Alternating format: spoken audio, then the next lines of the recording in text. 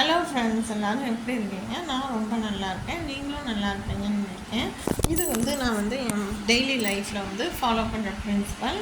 உங்களுக்கு பிடிச்சிருந்துச்சுன்னா நீங்களும் ஃபாலோ பண்ணுங்கள். இது என்னன்னா, நான் ஈவன் என்கிட்ட டேப் இருக்குது, கம்ப்யூட்டர், லேப்டாப் இருக்குது, எல்லாம் இருக்குது. எல்லாத்தையும் எனக்கு எக்ஸல் எல்லாத்துலேயுமே நம்மளோட வீட்டு செலவு, house expenses, bill, utility bill எல்லாமே நம்ம எழுதி வச்சாலும் எனக்கு அது ஒரு சாட்டிஸ்ஃபேக்ஷனே இருக்காது. நான் இன்னுமே எங்கள் அம்மா, எங்கள் பாட்டி எல்லாம் ஃபாலோ பண்ண முறையை தான் நான் பண்ணிட்டுருக்கேன். அது என்னன்னு பார்த்தீங்கன்னா, டெய்லி நான் எனக்கு டைரி வச்சுருக்கேன்.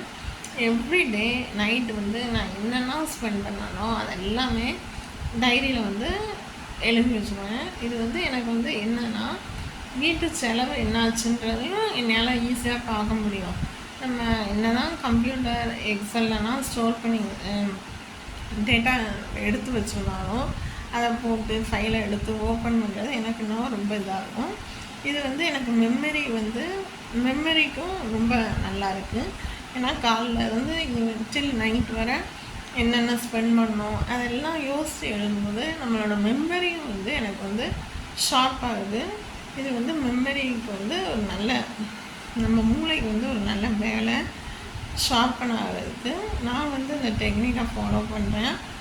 என் பையன் கூட கேட்பான், அம்மா எக்ஸல் ஷீட்டில் போட வேண்டியதுனம்மா டேட்டாவை, இதை ஏம்மா எழுதிட்டுருக்கீங்கம்மா? ஆனால் நான் இந்த மெத்தடை ஃபாலோ பண்ணிட்டுருக்கேன். டைரியில் டெய்லி டேட் போட்டு ஈவன் ஒரு சின்ன செலவு பண்ணால் கூட அதை எழுதி வச்சுருவேன். அது நமக்கு ரொம்ப ரெஃபரன்ஸ்க்கு ரொம்ப ஈஸியாக இருக்கும். இதை ஏன் நான் ஃபாலோ பண்ணுறேன்னா, முந்தி நான் சின்ன பிள்ளையாக இருக்கும்போது எங்கள் வீட்டில் வீடு கட்டிகிட்டு இருந்தோம். அப்போ அம்மா தான் மேனேஜ் பண்ணிட்டுருந்தாங்க. அப்போ கான்ட்ராக்டர்கிட்ட ஆல்ரெடி நாங்கள் பணம் கொடுத்துட்டோம். அவரும் எழுதி சைன் பண்ணிட்டாரு.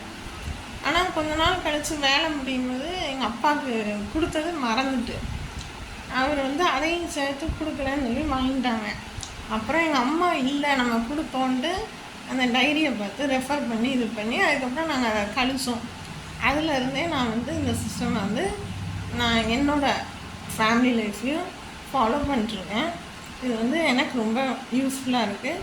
உங்களுக்கும் யூஸ்ஃபுல்லாக இருக்கும்னு நினைக்கிறேன். நீங்களும் இந்த டெக்னிக்கை ஃபாலோ பண்ணுங்கள். Thank you.